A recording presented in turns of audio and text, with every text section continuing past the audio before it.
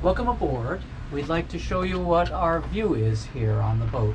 We're currently hauled out, and you can see boats over here.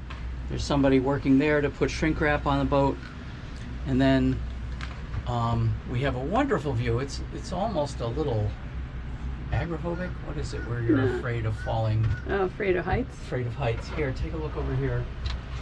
Just a sec.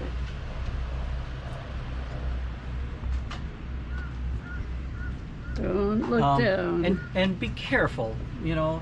When we're cruising, you fall in the water, it's kind of humorous. Here, you have a very different result.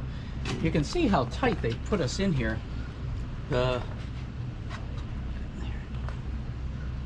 It's less than 2 feet. And this is how we access the boat, is the ladder going down. That's how we get off and on. Well, we would like to show you the, this is our garden, or what's left of it. Kales and some basil. We always take the seeds out of it. But this is what was completely remarkable from our giant sweet potato.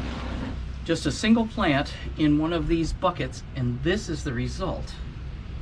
Look at these monstrous things.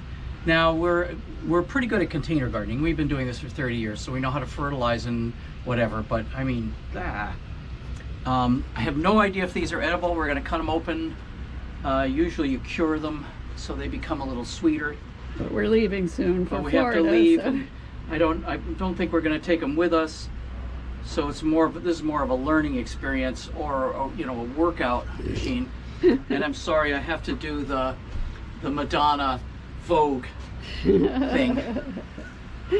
But we'll cut one of these open and we'll show you what's inside and if it's edible or whatever. And I think what we'll do is, if we're not going to eat this and nobody will take them, we'll put them back in the pot that we took them out of, and they'll rot down, and hopefully that'll provide nutrition for the next monster we grow.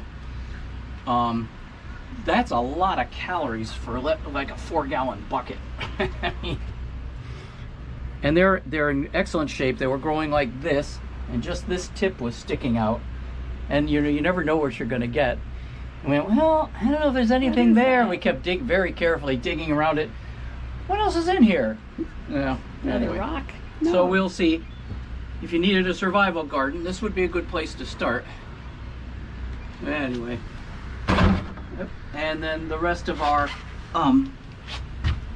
this is antifreeze. We have to put antifreeze in the generator, the main engine, the water system, both bilges, the holding tank, and the air conditioner. So it's a bit of a process. A bit of a process to do all this. But if we didn't have to go anywhere, this would be a neat view out the back. So here we are in the galley, and we're going to see what's inside this monster. We see other people on YouTube, and they have these malformed, giant, beautiful pink things, but none of them look like this. Donna said, did we put a turnip in here or something? It is turnip level. It is. All right, so let's cut him open. Well, that looks like a sweet potato. That looks pretty good. It's just a little sweet. Usually you cure these. You cure them at high temperature. And that brings the sweetness out. At high humidity and high temperature, and I think out of the soil. It's interesting. It's outgoing. Yeah, I've seen that before on. I wonder what that is. That's pretty sweet. Is it? Okay. I'm surprised. All right, let's make some spears. Do you want to make some chips to go? Slices for slices or something. All right. So at least this part of it. Let me cut through the big beastly part, but I'm sure it's going to. This is a sharp knife too. You can almost carve it like a pumpkin. Yeah, it's probably the same. Through and through. Yeah. Very nice. Doesn't look gritty or anything. No. All right, let's make some give things. it a whirl. But we're leaving tomorrow. We don't have time to make a grand meal out of it or whatever. Yeah, but we'll make something. All right. So I've cut up the sweet potato spears. I didn't do the whole thing because it's just too much right now. I usually leave the skins on, but the skin looked a little gnarly, so I just took the skins off. So I'm going to put a little bit of olive oil on them to make them crisp up nicely.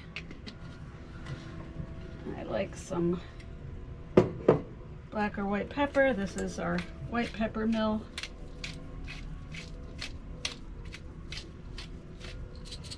And I like this Old Bay.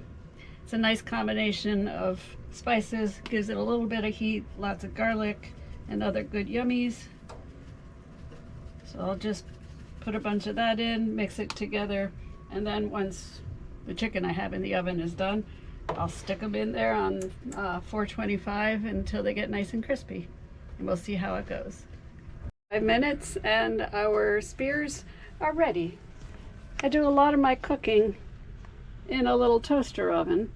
Since it's just me and Jim, it's much easier than our big giant one down here, which we use for storage when I'm not making large batches of things. So let's pull these guys out and see what they look like. Oh, that doesn't look too bad. I have to let them cool a minute before we give them the taste test.